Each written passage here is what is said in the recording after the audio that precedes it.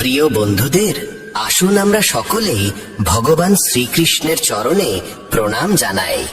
হে কৃষ্ণ, যে কোনো ভক্ত যদি শ্রদ্ধা ও প্রেম সহকারে আপনার পবিত্র বাণী শ্রবণ করে, তবে তার জীবন থেকে সমস্ত কষ্ট ও অজ্ঞানতার অবসান হোক। প্রিয় সাথীরা, শ্রীমদ্ ভগবদ গীতা এক অনন্য গ্রন্থ, যা শতাব্দীর পর শতাব্দী ধরে মানব জাতিকে জীবনের প্রকৃত উদ্দেশ্য বোঝাতে সাহায্য করে এসেছে। এটি শুধুই একটি শাস্ত্র নয়, বরং আত্মাকে জাগ্রত করে তোলার এক অমূল্য ধন। যদি আপনার জীবনে দুঃখ, বিভ্রান্তি কিংবা কোনো জটিলতা থাকে, তবে গীতার এই 16টি ঐশ্বরিক উপদেশ আপনার অন্তর্মনের পথ নির্দেশ করতে সহায়ক হবে। প্রিয় বন্ধুরা, আমাদের ইউটিউব চ্যানেল মেসেজ অব ধর্ম এই মহামূল্যবান বার্তাগুলি আপনাদের কাছে পৌঁছে দেওয়ার চেষ্টা করছে, যাতে আপনাদের চিন্তাধারা, ব্যবহার ও ভবিষ্যৎ এই তিনটি আলোকিত হয়ে উঠতে পারে। শ্রীমদ্ ভগবদ গীতার এই জ্ঞান অমৃত স্বরূপ। এটি শুধু আমাদের চিন্তাকে শুদ্ধ করে না, বরং আমাদের ভেঙে পড়া আত্মবিশ্বাসকেও দৃঢ় করে তোলে। আমি সম্পূর্ণ বিশ্বাস নিয়ে বলতে পারি, যে কেউ মনোযোগ দিয়ে এই ভিডিওটি শেষ পর্যন্ত শুনবে, তার জীবন নিশ্চিতভাবে আনন্দে পরিপূর্ণ হয়ে উঠবে।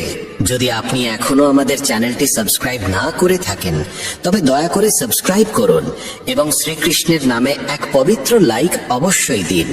সাথে কমেন্ট করে আপনার কষ্ট কিংবা সমস্যার কথা জানান, কারণ ভগবান শ্রীকৃষ্ণ নিজেই বলেছেন যে শ্রদ্ধা সহকারে তার নাম নেয়, তিনি তাকে কখনো শূন্য হাতে ফেরান না। চলুন এবার গীতার প্রথম উপদেশের দিকে এগিয়ে যাই।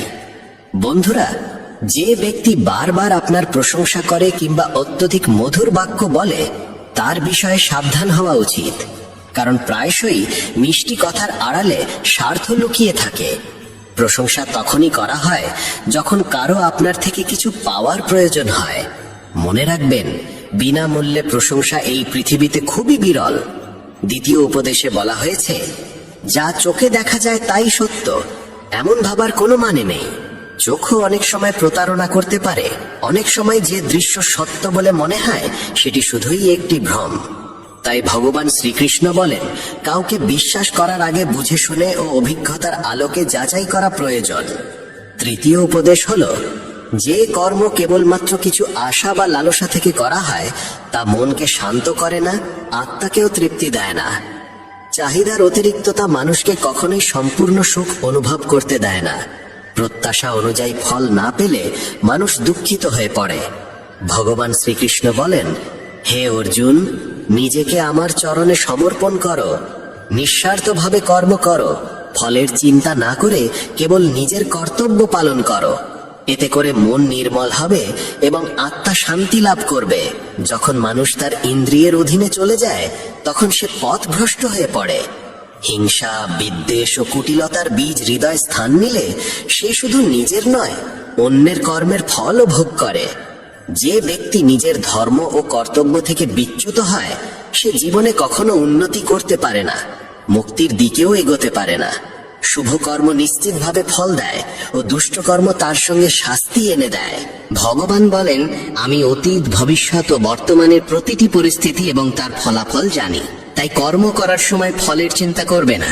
তোমার মনোযোগ শুধু তোমার ধর্মে থাকা উচিত। কর্ম যেমনই হোক, তার প্রভাব তোমার পেছনে ছায়ার মতো লেগে থাকবে, যতক্ষণ না তুমি তার পূর্ণ ফল ভোগ করো। সময়ের আগে এবং ভাগ্যের চেয়ে বেশি কিছু কেউ কখনো পায় না, যতই চেষ্টা করুক না কেন। প্রতিটি মানুষ জীবনে বড় কিছু পাওয়ার আকাঙ্ক্ষা রাখে, কিন্তু পরম সত্য এই, যা কিছু হয় ঈশ্বরের নির্ধারিত সময়েই তা সম্ভব হয়। সাধারণ মানুষ সব সময় সেই মহাপুরুষদের থেকে অনুপ্রেরণা নিতে চায়, যাদের কীর্তি সারা পৃথিবীতে ছড়িয়ে পড়েছে। কিন্তু কেবল বাইরের অনুকরণ করলেই কেউ মহান হয়ে ওঠে না, যতক্ষণ না সেই মহান মানুষের আত্মশক্তি, ত্যাগ, শৃঙ্খলা ও ধৈর্যকে হৃদয়ে ধারণ করা যায়। পৃথিবী তোমাকে তেমনই দেখবে, যেমন দৃষ্টিভঙ্গি ও শক্তি নিয়ে তুমি নিজের পথে চলবে। তুমি যদি অন্যদের প্রতি ভালোবাসায়, সহানুভূতি ও সৎভাবে দৃষ্টিতে তাকাও, তাহলে অন্যরাও তোমার প্রতি তেমনই দৃষ্টিভঙ্গি পোষণ করবে। মানুষ যখন নিজের ভেতরের আকাঙ্ক্ষাগুলিকে সংযত করতে পারে না, তখনই সে অসৎ প্রবৃত্তির প্রতি আকৃষ্ট হয়ে পড়ে। খারাপ অভ্যাসের জন্ম হয় তখনই, যখন আমাদের ইন্দ্রিয় বৃন্দ আমাদের চেতনার ওপর প্রাধান্য পায় এবং আত্মার কণ্ঠস্বর হারিয়ে যায়। বাহ্যিক সৌন্দর্যের মোহে পড়ে মানুষ নিজের আত্মিক উন্নয়নকে ভুলে যায়। ভগবান শ্রীকৃষ্ণ বলেন, যে ব্যক্তি নিজের ইন্দ্রিয়কে নিয়ন্ত্রণে রাখতে পারে সেই প্রকৃত যোগী। যেমন একটি ছোট প্রদীপ গভীর অন্ধকার দূর করে দিতে পারে, তেমনি জ্ঞানীর একটি ক্ষুদ্র আলোকরশ্মিও আমাদের অন্তরের অজ্ঞানতা দূর করতে পারে। যখন বিশ্বাস ও বিবেকের প্রদীপে মনো অন্ধকার দূর হয়, তখন জীবনের পথ নিজেই পরিষ্কার হয়ে যায়। যদি আপনি নিজের জীবনে ইতিবাচক চিন্তা ও আত্মবিশ্বাসের আলো জ্বালাতে পারেন, তবে অজ্ঞানতা ও ভয় আপনা আপনি বিলীন হয়ে যাবে। শ্রীমদ্ ভগবদ গীতার চতুর্থ উপদেশ এই যে অন্যকে নিজের শক্তির উৎস ভেবে নেবেন না। যারা বারবার অন্যের ওপর নির্ভর করে তারা ধীরে ধীরে আত্মবিশ্বাস হারিয়ে ফেলে এবং অন্তর থেকে দুর্বল হয়ে পড়ে। যতক্ষণ না অন্যের ওপর নির্ভরতা আপনার আত্মিক স্বাধীনতাকে আঘাত করছে, ততক্ষণ পর্যন্তই তা গ্রহণযোগ্য। যারা মনে মনে এই ভাবনায় স্বস্তি পায়, এই মানুষটা আছে, সে আমাকে রক্ষা করবে, সেই ব্যক্তিরাই সময় আসলে সবচেয়ে বেশি একাকী হয়ে যায়। যে নিজে জীবন সংগ্রামে জর্জরিত, সে কিভাবে আপনাকে সহায়তা করবে? ভগবান শ্রীকৃষ্ণ বলেন, সত্যিকারের সহায় সেই যে আপনাকে কখনো একা ফেলে না, আর সে একমাত্র আমি। আপনার বিশ্বাস যদি ঈশ্বরের সঙ্গে আবদ্ধ থাকে, তবে তা আপনাকে কখনো দুর্বল হতে দেবে না। যখন মানুষ আন্তরিক হৃদয়ে ঈশ্বরকে ডাকে, তখন ঈশ্বর কোনো না কোনো রূপে সাহায্য পাঠান। পৃথিবীকে নিজের সহায় ভেবো না, এই পৃথিবী নিজেই অসহায়। যাদের কাঁধে ভর দিতে চাও, তারা নিজেরাও কারো না কারো খোঁজে রয়েছে। গীতার পঞ্চম শিক্ষা এই, ক্রোধ এক আগুন যা প্রথমেই নিজের ঘর জ্বালিয়ে দেয়।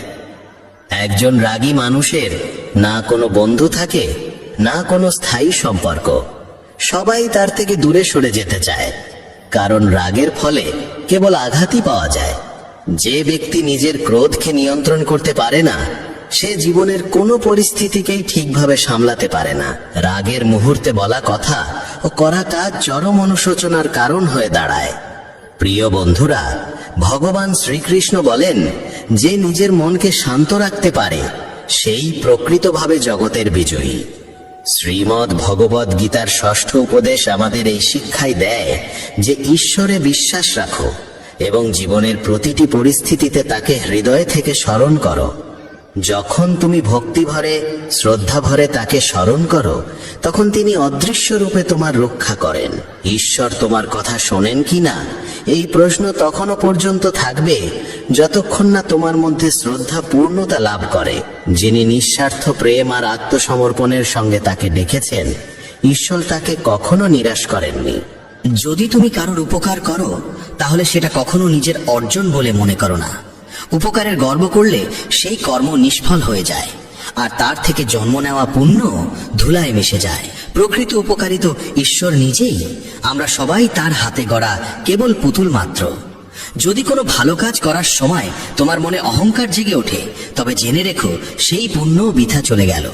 যদি তুমি রাগের বশে নিজেকে ঈশ্বরের চেয়েও বড় বিচারক ভাবতে শুরু করো, তাহলে বুঝে নিতে হবে তুমি তার সৃষ্টি করা কর্ম নিয়মে বিশ্বাস হারিয়ে ফেলেছ। মনকে সন্দেহ দিয়ে কলুষিত করো না, কারণ সন্দেহ এমন এক বীজ যা বড় হয়ে বিভ্রান্তি আর দুঃখের বিশাল বৃক্ষে পরিণত হয়। যদি কেউ তোমার সঙ্গে অন্যায় করে, তার বিচার সময় ও কর্ম নিজেরাই করবে। তুমি শুধু তোমার চিন্তা ও কাজকে পবিত্র রাখো। উপকারের থেকেও মহান হয় পরোপকার, যেখানে কোনো লাভের আশা থাকে না, কেবলমাত্র সেবার অনুভব থাকে। চিন্তা করো না, চিন্তন করো। সমাধান সবসময় চিন্তনের গভীরে লুকিয়ে থাকে। মনকে সংযত রাখো, না হলে এই মনই তোমাকে ধীরে ধীরে তোমার পতনের দিকে ঠেলে দেবে। অশান্ত মনই মানুষের সবচেয়ে বড় শত্রু, আর নিয়ন্ত্রিত মন হয় তার সবচেয়ে আপন বন্ধু। জ্ঞান মানে শুধুমাত্র তথ্য নয়, সত্যিকারের জ্ঞান অভিজ্ঞতা ও বিবেকের সঙ্গে পরিপূর্ণ হতে হয়। যেই জ্ঞান জীবনকে বদলে দেয়, সেটাই সত্য জ্ঞান, আর এই জ্ঞান যত বেশি বিলাবে, ততই বৃদ্ধি পাবে। কাউকে বারবার সাহায্য করো না যতক্ষণ না সে নিজে দাঁড়াতে শেখে, নচেত তুমি তাকে সক্ষম নয়, নির্ভরশীল করে তুলবে। যে ব্যক্তি ফলের আকাঙ্ক্ষা করে কাজ করে, সে কাজেই আটকে পড়ে এবং আত্মার সঙ্গে তার যোগ ক্ষীণ হতে শুরু করে। মহানতা কখনো জাতি, পদ বা ধনে নির্ভর করে না, বরং কেবলমাত্র কর্মের উপর নির্ভরশীল। তোমার দৃষ্টিভঙ্গি ঠিক করে এই পৃথিবী তোমার কাছে সুন্দর হবে না কুরূপ। এই জগৎ তোমাকে যেমন দেখা দেবে তা নির্ভর করে তুমি কিভাবে দেখছো তার ওপর। আমার, তোমার, ছোট বড়, নিজের, পর, এসব সবই কেবল মনের কল্পনা। যদি তুমি মনের এই বিভেদ মুছে ফেলতে পারো তাহলে বুঝে নিও সবকিছুই তোমার এবং তুমিও সবার হয়ে যাও। যে ব্যক্তি ফলের বাসনা ত্যাগ করে কেবলমাত্র তার কর্মে মনোনিবেশ করে সেই প্রকৃত সুখ ও আত্মিক শান্তির আস্বাদ পায়। বন্ধুদের বলি, যতক্ষণ তুমি তোমার ইন্দ্রিয়গুলোকে নিয়ন্ত্রণে রাখতে পারো ততক্ষণ কোনো বিপদ বা কষ্ট তোমাকে অন্তর থেকে ভেঙে ফেলতে পারবে না। সেই ব্যক্তি সত্যিকারের শান্তি পায় যে আমি, আমার, আমাকেই করতে হবে এই অহংকারময় ভাবনা থেকে নিজেকে মুক্ত করে দেয়। যে ব্যক্তি কোনো বস্তু, স্থান, জীব কিংবা মানুষের প্রতি প্রয়োজনের অতিরিক্ত মোহ পোষণ করে সে একদিন সেই মোহের কারণেই ভয়াবহ যন্ত্রণার শিকার হয়। সেই মানুষ সত্যিকারের সুখী যে সীমিত সম্পদেও আনন্দ অনুভব করে এবং লোভ, লালসা ও প্রত্যাশার ঊর্ধ্বে থাকে। ভগবান শ্রীকৃষ্ণ বলেন, যে ব্যক্তি তার চঞ্চল মনকে বশে আনতে পেরেছে সেই ব্যক্তি প্রকৃত অর্থেই জীবনের আসল সম্পদ শান্তির যোগ্য হয়ে ওঠে। মন যদি অশান্ত হয় তবে সমস্ত দুঃখের মূল সেখানেই, আর যদি মন স্থির ও সুষম হয় তাহলে সেটাই আনন্দের উৎসে পরিণত হয়। বন্ধুগণ, ধৃতরাষ্ট্রের মতো উদাহরণ থেকে শিক্ষা গ্রহণ করো। সংসারের কোনো বস্তুতে অন্ধ মোহ শেষ পর্যন্ত ধ্বংসের দিকেই নিয়ে যায়, তা সে সিংহাসনই হোক না কেন। যখন তুমি কোনো বস্তু, ব্যক্তি বা পরিস্থিতির প্রতি অতিরিক্ত আসক্ত হয়ে পড়ো তখন সেই আসক্তি তোমার গোটা জীবনকে বিশৃঙ্খল ও যন্ত্রণাময় করে তুলতে পারে। ভগবান শ্রীকৃষ্ণ বলেন, আত্মিক শান্তি ও স্থিতি কেবলমাত্র আধ্যাত্মিক জ্ঞানের দ্বারাই লাভ করা যায়, পার্থিব সঞ্চয়ের মাধ্যমে নয়। যত বেশি তুমি অন্যের কথায় মন দাও ততই তোমার আত্মবিশ্বাস দুর্বল হয়ে পড়ে। তাই নিজের উপর বিশ্বাস রাখো এবং নিজের পথ নিজেই তৈরি করো। সময় সীমিত, জীবন যে কোনো মুহূর্তে ঘুরে যেতে পারে, তাই প্রতিটি মুহূর্তকে অর্থপূর্ণ করে তোলার জন্য অতীত থেকে শিক্ষা গ্রহণ করো এবং বর্তমানকে সৎ কর্মে উৎসর্গ করো। কি হবে আর কি হবে না এই দুশ্চিন্তায় ভেসে যেও না। কেবল তোমার কাজ করে যাও আর বাকি সব কিছু ঈশ্বরের হাতে সঁপে দাও। যত তুমি উত্তম কর্মে নিজেকে নিবেদিত করবে ততই ঈশ্বরের নিকটবর্তী হবে আর জীবনের পথ ততই সহজ ও প্রশান্তিময় হয়ে উঠবে।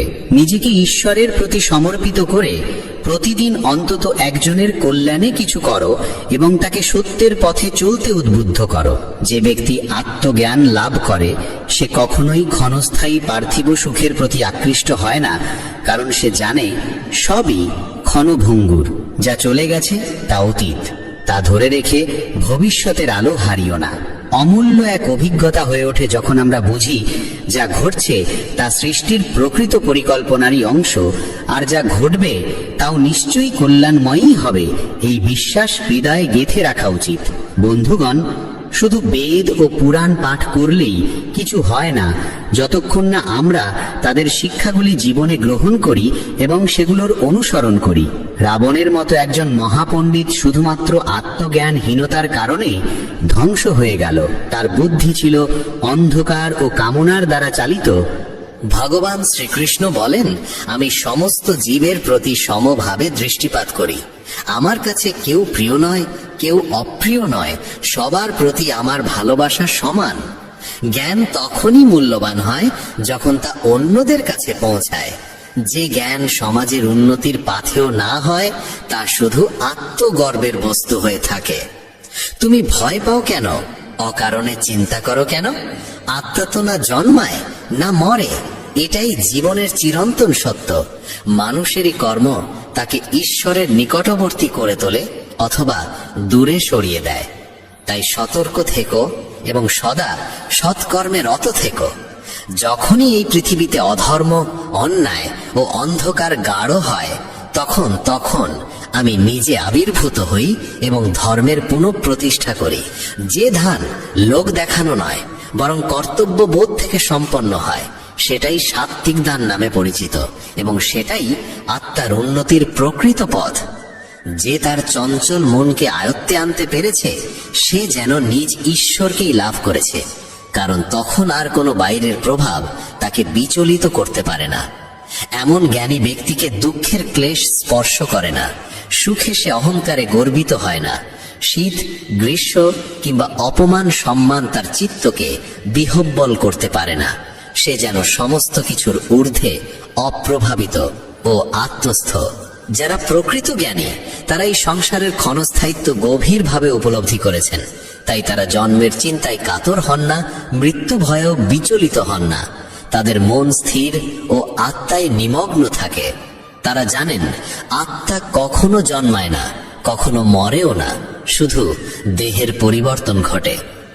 বন্ধুগণ, এই জীবন নামক রথকে সঠিক পথে চালিত করতে হলে আমাদের উচিত বিনা দ্বিধায় আমাদের কর্তব্যগুলি পালন করা। গৃহস্থ জীবনে থেকেও যদি কেউ সত্য, সেবা ও ত্যাগের পথে চলে, তবে তাকেও তপস্বী গণ্য করা হয়, যেমন এক বনবাসী ঋষিকে করা হয়। ধর্মের প্রকৃত রূপ লুকিয়ে আছে আমাদের কর্তব্য পালনের মধ্যেই, নিষ্ঠা, সমর্পণ ও সততার সঙ্গে। ভগবান শ্রীকৃষ্ণ বলেন, যতক্ষণ না মানুষ নিজের অন্তরের দুর্বলতাগুলো চিনতে পারে, ততক্ষণ সে বাহ্যিক জগতের চ্যালেঞ্জে পরাজিত হতেই থাকবে। গীতার দশম উপদেশ এই কঠোর সত্যের দিকেই ইঙ্গিত করে যে বর্তমান যুগে মানুষের সবচেয়ে বড় শত্রু সে নিজেই হয়ে উঠেছে। ব্যবসা হোক বা সম্পর্ক, অফিস হোক বা বাড়ির চৌহদ্দি, সব জায়গায় মানুষ মানুষকেই ঠকানোর, ফাঁসানোর ও অপদস্থ করার প্রতিযোগিতায় লিপ্ত। পরস্পরের প্রতি বাড়তে থাকা ঈর্ষা, বিদ্বেষ ও হিংসা মানবতাকে গভীরভাবে আঁকড়ে ধরেছে। আজকাল সর্বত্র অনৈতিকতার আধিপত্য ছড়িয়ে পড়েছে। চুরি, প্রতারণা, অপরাধ সব যেন সাধারণ ব্যাপার হয়ে উঠেছে।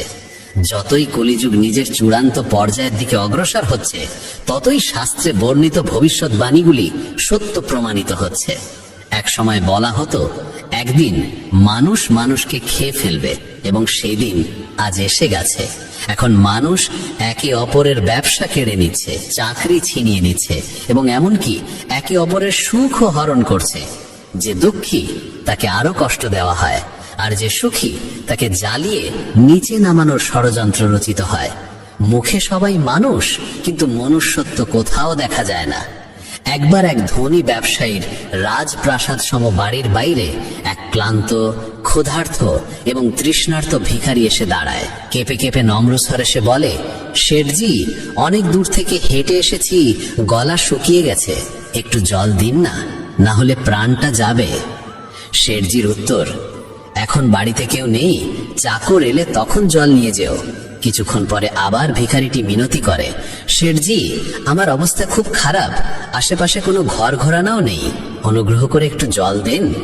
শেঠজি আবার সেই এক উত্তর, বললাম তো লোক আসছে। তখন ভিখারির চোখে আর অসহায়তা ছিল না, ছিল জাগ্রত বোধ। সে শান্তভাবে বলে, আপনি নিজেই একটু সময়ের জন্য মানুষ হয়ে উঠতে পারেন না? বন্ধুগণ, এটাই তো আজকের যুগের সবচেয়ে বড় ট্র্যাজেডি। কেউই মানুষ হতে চায় না, সবাই শুধু অন্যদের কাছ থেকে মানবতা আশা করে, কিন্তু নিজে কিছু দিতে চায় না।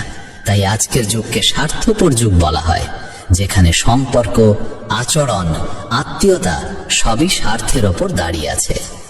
ভগবান শ্রীকৃষ্ণ বলেন, যে নিজেকে অন্যের প্রয়োজনীয়তা বানিয়ে তোলে, সেই নিজের দুঃখের কারণ হয়ে দাঁড়ায়। গীতার একাদশ উপদেশ হলো, জীবনে কখনো নিজেকে কারোর প্রয়োজনীয়তা বানিও না। যতক্ষণ তুমি আত্মনির্ভর, ততক্ষণ কেউ তোমাকে শোষণ করতে পারবে না। কিন্তু যেই মুহূর্তে তুমি কাউকে প্রয়োজনীয় মনে করতে শুরু করো, সেই মুহূর্ত থেকে সেই ব্যক্তি তোমার প্রভু হয়ে দাঁড়ায়। এবং এই প্রয়োজন শুধু টাকার বা বস্তুগত জিনিসের হয় না, সবচেয়ে বড় প্রয়োজন হয় মনের, আবেগের। যেদিন তোমার মন কারোর জন্য প্রয়োজনীয় হয়ে যায়, সেদিন থেকে তুমি তার মানসিক বন্দী হয়ে যাও। মনে রেখো, মা বাবা ছাড়া এই পৃথিবীতে কেউ সম্পূর্ণ নিঃস্বার্থ হয় না। বাকিরা যতক্ষণ তোমার থেকে কিছু পেতে পারে, ততক্ষণই তোমার সঙ্গে থাকে। তাই জীবনে আত্মনির্ভরতা হলো সবচেয়ে বড় সম্পদ। গীতার দ্বাদশ উপদেশ আমাদের এই মহৎ শিক্ষা দেয় যে মানুষ ব্যর্থতার ভয়ে কখনো চেষ্টা করে না, সে জীবনে কখনো বড় সাফল্যের স্বাদ আস্বাদন করতে পারে না। ভয় পেয়ে যদি আমরা থেমে যাই, তবে আমাদের সমস্ত সম্ভাবনাগুলি সেখানেই শেষ হয়ে যায়। ক্রোধে বুদ্ধি বিভ্রান্ত হয়, বিভ্রান্ত বুদ্ধি সিদ্ধান্ত নিতে পারে না, এবং সিদ্ধান্তহীন ব্যক্তি ধীরে ধীরে পতনের পথে এগিয়ে যায়। তাই ক্রোধ, লোভ ও বিভ্রম এই তিনটি মন থেকে একেবারে দূর করে দিতে হবে। প্রত্যেক সফলতা যেন একটি তালায় লোকানো থাকে, যেটিকে খুলতে 5টি চাবির প্রয়োজন হয়। সৌন্দর্যপূর্ণ চিন্তা, লক্ষ্যপূর্ব মনোযোগ, সম্পূর্ণ আত্মসমর্পণ, দৃঢ় সংকল্প এবং নিরবিচ্ছিন্ন প্রয়াস। শ্রীকৃষ্ণ বলেন, হে অর্জুন, তুমি শুধু কর্ম করবার অধিকারী, ফলের আশা তোমার নয়। যখন তুমি নিষ্কামভাবে কর্ম করবে, তখনই প্রকৃত সফলতা অর্জিত হবে। সুতরাং কর্ম করে যাও, ফলের চিন্তা করো না। কারণ মানুষ যদি লোভ বা ভয়বশত কর্ম করে, তাহলে সে নিজের কর্মের মূল্য নিজেই কমিয়ে দেয়। যদি তুমি শান্তি ও সন্তোষ চাও, তবে আগে মনকে পবিত্র করতে হবে। খারাপ চিন্তাগুলিকে মন থেকে বের করে ভালো চিন্তাগুলিকে প্রবেশ করতে দিতে হবে। মনে রাখো, আমরা ঠিক সেই রকমই হয়ে উঠি যেমনটি আমরা ভাবি, শুনি এবং দেখি। তাই ভালো ভাবো, ভালো শুনো এবং ভালো মানুষের সঙ্গ করো। যে ব্যক্তি নিজের কাজকে নিজের সৌভাগ্য মনে করে, সে কখনো ফলের চিন্তা করে না, এবং এমন মানুষই তার কর্মফল প্রত্যাশার চেয়েও অনেক বেশি পেয়ে থাকে। তোমার স্বপ্নকে বাস্তব করতে গেলে প্রথমেই কল্পনার শক্তিকে জাগাতে হবে। তুমি যদি কল্পনা করতে পারো, তবে সেটিকে বাস্তবও করতে পারো। গীতার ত্রয়োদশ উপদেশ জানায় যে সম্পর্কে সীমারেখা ভেঙে যায়, সেখানে কেবল দুঃখ ও ধ্বংসই জন্ম নেয়। সম্পর্কের সম্মান ও মর্যাদা এই দুই সবচেয়ে গুরুত্বপূর্ণ স্তম্ভ। যখন কেউ সেই মর্যাদাকে লঙ্ঘন করে, তখন সম্পর্কটি ধীরে ধীরে ভাঙতে শুরু করে। সম্পর্ক তখনই পর্যন্ত টিকে থাকে যতদিন দুজন মানুষ পরস্পরের সীমার সম্মান রক্ষা করে চলে এবং একে অপরের মর্যাদাকে আঘাত না করে। শেষ পর্যন্ত যে সম্পর্কে সম্মান, সীমা ও সমঝোতা থাকে না, তার পরিণতি ধ্বংসই হয়। গীতার চতুর্দশ উপদেশ বলে, যখন কোনো সম্পর্কে সীমারেখা অতিক্রম করে ফেলা হয়, তখন ভালোবাসা, সম্মান ও বোঝাপড়ার স্থানটি ধীরে ধীরে বিলীন হয়ে যায় এবং সম্পর্কের ভিত্তি দুর্বল হয়ে পড়ে। কেউ বয়সে, পদে বা অভিজ্ঞতায় যত বড়ই হোক না কেন, যদি সেই সম্পর্কের মর্যাদা রক্ষা না করে, তবে সেই সম্পর্ক কখনো দীর্ঘস্থায়ী হতে পারে না। বন্ধুরা, সেই সম্পর্কগুলোই দীর্ঘদিন টিকে থাকে যেগুলিতে পরস্পরের প্রতি শ্রদ্ধা, বিশ্বাস ও সীমার গুরুত্ব থাকে। যে বন্ধনে একে অপরের সম্মানের কোনো যত্ন নেওয়া হয় না, সেই বন্ধন ধীরে ধীরে ভেঙেই যায়, তুমি যতই তা জোড়ার চেষ্টা করো না কেন। গীতার পঞ্চদশ উপদেশ আমাদের শেখায় যে এমন মানুষদের থেকে সতর্ক থাকা উচিত যারা সামনাসামনি তোমার মঙ্গলকামী হয়ে ওঠে, কিন্তু পেছনে থেকে তোমার ক্ষতি করার ছল চাতুরির পরিকল্পনা করে।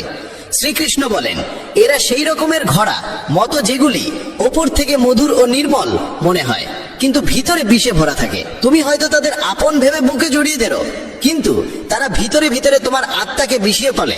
এই ধরনের দ্বিচারী মানুষদের থেকে দূরত্ব বজায় রাখাই প্রজ্ঞার কাজ, কারণ তাদের সঙ্গে সর্বদা প্রতারণার আশঙ্কায় ভরা থাকে। গীতার ষোড়শ উপদেশ বলে, নিজের অনুভূতিগুলি সবার সামনে প্রকাশ করা সবসময় লাভজনক নয়। পৃথিবীতে অনেক মানুষ আছে যারা তোমার হাসির আলোকে সহ্য করতে পারে না, আর তোমার কান্নার জলে লবণ ছিটিয়ে দিতে তৈরি হয়ে বসে থাকে। প্রতিটি ব্যথা সবার সামনে বলো না, কারণ এখানে সবাই সহানুভূতির জন্য অপেক্ষা করে না, অনেকে শুধু তা উপভোগ করতে চায়। তোমার ক্ষত কেবল তাকেই দেখাও যে সেই ক্ষতকে বুঝতে সক্ষম, বাকি দুনিয়া তো কেবল বিনোদন খোঁজে। বন্ধুরা, তাই নিজের আনন্দ ও দুঃখের মূল্য বোঝো এবং কেবল তাদের সঙ্গেই ভাগ করে নাও যাদের মধ্যে রয়েছে প্রকৃত বোধ ও সহানুভূতির হৃদয়। গীতার সপ্তদশ উপদেশ ইঙ্গিত দেয় যে জীবনে কিছু নতুন ও শুভ সূচনা করতে হলে কখনো কখনো পুরনো, অপ্রয়োজনীয় ও প্রাণহীন অংশগুলিকে সম্পূর্ণভাবে মুছে ফেলতে হয়। যখন কুন্তী শ্রীকৃষ্ণকে জিজ্ঞাসা করেন কেন তিনি এত ভয়ঙ্কর যুদ্ধ ঘটালেন, তখন শ্রীকৃষ্ণ বলেন, যখন অন্যায় ও অধর্ম সীমা ছাড়িয়ে যায়, তখন সেই যুগের অবসান অনিবার্য হয়ে ওঠে, যাতে সত্য ও ধর্মের জন্য একটি নতুন যুগের সূচনা করা যায়। যেমন পুরনো ও জরাজীর্ণ ভবন ভেঙে নতুন প্রাসাদ গড়া হয়, তেমনি জীবনে পুরনো কষ্ট ও নেতিবাচকতা পুরোপুরি সরিয়ে রেখে নতুন সূচনা করতেই হয়। গীতার অষ্টাদশ উপদেশ এই বাস্তবতাকে তুলে ধরে যে যখনই তুমি নিজেকে একা অনুভব করো তখনই সত্যটি মনে রেখো যে তুমি একা এসেছিলে এবং একাই যাবে। জীবনের এই যাত্রায় যারা তোমার সঙ্গ দেয় তারা একসময় তোমার সঙ্গ ত্যাগ করে, এমনকি তারাও যারা তোমায় জন্ম দিয়েছে। তাই অন্যদের থেকে কিছু আশা করা বন্ধ করো। যদি কেউ তোমায় ছেড়ে চলে যায় তবে ভেঙে পড়ার কিছু নেই, কারণ শ্রীকৃষ্ণ বলেন, যেই আমাকে মানে বা না মানে আমি প্রতিটি আত্মার সঙ্গে সর্বদা বিরাজমান। যখন গোটা দুনিয়া তোমার সঙ্গে না থাকে তখন এইটুকু জেনে রেখো, পরমাত্মা তোমার অন্তরেই সদা উপস্থিত আছেন। গীতার ঊনবিংশ উপদেশ আমাদের সাবধান করে দেয় যে কখনো কোনো সম্পদ, পদমর্যাদা বা শক্তির অহংকার করা উচিত নয়। দুঃশাসনের মতো যারা নিজের যোদ্ধাদের শক্তির গর্ব করে তাদের শেষ পরিণতিও অবধারিতভাবে ধ্বংসে হয়। পরাজয় ও বিনাশ ডেকে আনে সেই ধন ও শক্তির অহংকার যা মানুষের দৃষ্টিশক্তিকে আচ্ছন্ন করে ফেলে, তার দূরদৃষ্টি লোপ পায়। অহংকারী নিমগ্ন মানুষ সর্বদা অন্যকে তুচ্ছ প্রমাণ করার চেষ্টা করে, কিন্তু একদিন সেই অহংকারী তার পতনের কারণ হয়ে দাঁড়ায়। তাই জীবনে যতই উচ্চতা লাভ করো না কেন, নিজের স্বভাবের মাঝে বিনয় বজায় রাখো। গীতার ২০ ও অন্তিম উপদেশ আমাদের শেখায় যে মৃত্যু এমন একটি চিরন্তন সত্য যাকে কিছু সময়ের জন্য থামিয়ে রাখা যেতে পারে, কিন্তু অস্বীকার করা যায় না। এই জীবন এক অস্থায়ী ভাড়াটে ঘর মাত্র, আর আত্মা চিরন্তন, অবিনাশী ও অমর। যে জন্মেছে তার মৃত্যু নিশ্চিত, আর যা শেষ হয় তার পুনর্জন্ম অনিবার্য। অতএব মৃত্যু ভয় বা তার শোক সম্পূর্ণ অনর্থক। সত্যকে গ্রহণ করাই প্রকৃত প্রজ্ঞা, আর মিথ্যে আশার মোহে জীবন যাপন এক বিরাট ভুল। যে ব্যক্তি সত্য জানার পরও তাকে অস্বীকার করে সে নিজেকেই প্রতারিত করে। এই কারণে শ্রীকৃষ্ণ অর্জুনকে বলেন, জীবনের এই অটল সত্যকে আত্মস্থ করা মানেই আত্মজ্ঞান লাভ করা। নিজস্ব মতবাদ যখন যাচাই বাছাই না করে অন্যের উপর চাপিয়ে দেওয়া হয় তখনই তা ভুল বোঝাবুঝি, দ্বন্দ্ব এবং সম্পর্কে ফাটলের সৃষ্টি করে। বন্ধুগণ, ভগবান শ্রীকৃষ্ণ বলেন, মানুষ যেন তার দৃষ্টিভঙ্গিকে চরম সত্য বলে না ধরে নেয়, কারণ প্রতিটি মানুষের চিন্তা ভাবনা তার পারিপার্শ্বিক পরিস্থিতির ওপর নির্ভরশীল। কামনা, ক্রোধ আর লোভ এই তিনটি সেই দরজা যা মানুষকে সরাসরি পতন ও আত্মবিনাশের দিকে ঠেলে দেয়। যতক্ষণ না আত্মা মোক্ষ লাভ করে ততক্ষণ পর্যন্ত জন্ম ও মৃত্যুর অন্তহীন চক্র চলতেই থাকে। যেমন জ্বলন্ত অগ্নি খাঁটি সোনার পরিচয় দেয়, তেমনি জীবনের কঠিন পরিস্থিতি সাহসী ও ধৈর্যশীল মানুষের প্রকৃত পরিচয় প্রকাশ করে। মানুষের সবচেয়ে বড় সহচর কিংবা সবচেয়ে ভয়ঙ্কর শত্রু আর কেউ নয়, তার নিজেরই চঞ্চল মন। অতিরিক্ত ও সীমাহীন আকাঙ্ক্ষা ধীরে ধীরে মানুষের মানসিক শান্তি, ভারসাম্য ও আত্মিক স্থিতি কেড়ে নেয়। বন্ধুগণ, ভগবান শ্রীকৃষ্ণ স্পষ্ট করে বলেছেন যে পরিশ্রম এবং আত্মচেষ্টা ছাড়া কোনো শুভ ফলের প্রত্যাশা কেবল একটি বিভ্রাম মাত্র। যদি আপনি ধর্মপথে অবিচল থাকেন তবে ফলের চিন্তা না করে নিজের কর্তব্যকে নির্ভয়ে পালন করাই প্রকৃত জীবন। এবার শুনুন গীতার ২১তম উপদেশ। ভগবান শ্রীকৃষ্ণ অর্জুনকে বলেন, এই সংসারকে একটা বিশাল অশ্বত্থ বৃক্ষের মতো ভাবো, যার মূল উপরে এবং শাখা প্রশাখা নিচে বিস্তৃত। এই সংসার মায়া থেকে সৃষ্ট এবং এর শাখাগুলি তিনটি গুণ সত্য, রজ এবং তম থেকে গঠিত। মানুষ এই শাখাগুলিতে জড়িয়ে গিয়ে তার মূল উদ্দেশ্য ভুলে বসে। তাই এই সংসাররূপ বৃক্ষকে দৃঢ় বৈরাগ্যের দ্বারা কেটে ফেলা উচিত এবং সেই পরম ধামের দিকে এগিয়ে যাওয়া উচিত, যেখানে একবার গমন করলে আর ফেরার প্রয়োজন হয় না। যে ব্যক্তি মোহ থেকে মুক্ত, অহংকার ত্যাগ করে, নিজের ভিতরের কামনাগুলোকে প্রশমিত করতে সক্ষম হয়, সেই প্রকৃতপক্ষে সেই পরম পদ লাভ করতে পারে, যাকে ঈশ্বর প্রাপ্তি বলা হয়। বন্ধুগণ, গীতায় আরো বলা হয়েছে যে যেখানে আপনার আত্মসম্মানে আঘাত লাগে এবং যেখানে আপনার প্রতি ভালোবাসা ও শ্রদ্ধার কোনো অনুভব নেই সেখানে কখনো থাকা উচিত নয়। মহাভারতের যুদ্ধের আগে ভগবান শ্রীকৃষ্ণ নিজে শান্তি প্রস্তাব নিয়ে হস্তিনাপুরে গিয়েছিলেন। তিনি পাণ্ডবদের পক্ষ থেকে মধ্যস্থতার চেষ্টা করেছিলেন। তখন শকুনি দুর্যোধনকে বলেছিল, এই কৃষ্ণ অত্যন্ত চতুর ও মায়াবী, ওকে আমাদের পক্ষে আনার চেষ্টা করো। দুর্যোধন শ্রীকৃষ্ণকে তার রাজপ্রাসাদে আতিথ্য গ্রহণের আমন্ত্রণ জানায়, কিন্তু ভগবান শ্রীকৃষ্ণ দৃঢ়ভাবে তা প্রত্যাখ্যান করে বলেন, দুর্যোধন, মানুষ কেবল তখনই অন্যের বাড়িতে আহার গ্রহণ করে যখন সেই ব্যক্তি সত্যিকার অর্থে তার হিতৈষী হয় বা তার জীবনে চরম কোনো সংকট দেখা দেয়। আমার জীবনে এখন কোনো সংকট নেই, আর তোমার সঙ্গে আমার কোনো প্রকৃত প্রেম নেই, তাই তোমার আতিথ্য গ্রহণ করা আমার ধর্মের পরিপন্থী হবে। বন্ধুগণ, এই ঘটনা আমাদের শিক্ষা দেয় যে যেখানে কেবল স্বার্থ লুকিয়ে থাকে, যেখানে ভালোবাসা কেবল ভান এবং সম্মান শুধু কথার খাতিরে, সেখানে যাওয়া মানে নিজের আত্মমর্যাদার অপমান।